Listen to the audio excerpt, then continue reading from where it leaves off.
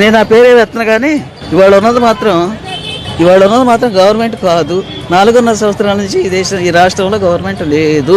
ఉన్నదల్లా ఎవరు అని చెప్పేసి అంటే దోపిడీకి అలవాటు పడినటువంటి బిజినెస్ వర్గం ఉంది. ఆ బిజినెస్ వర్గమే ఇవాళ మనం ప్రజాప్రతినిధులు అనుకుంటున్నాం. అందువల్ల వాడికి ఏ రకమైనటువంటి ప్రజలను పరిపాలించే అర్హత లేదు. అన్ని సంక్షేమ పథకాలు ఇస్తున్నాను అంతా అంటున్నారు. ఎవరు సొమ్ము తెచ్చిస్తున్నాడు? మనకేగా 20 రూపాయలు చింతపండు 200 అయ్యింది, 60 రూపాయలు ఆయిల్ ప్యాకెట్ 200 అయ్యింది. మరి ఈ రేట్లన్నీ ఎవరు భరిస్తున్నారు? మనమే భరించుకుంటున్నాం కదా. మనకు రాబడేది మరి రాబడి మార్గం లేదు. మార్గాలన్నీ మూసేశారు. ఇసుకతో సగా బొక్కుతున్నారు.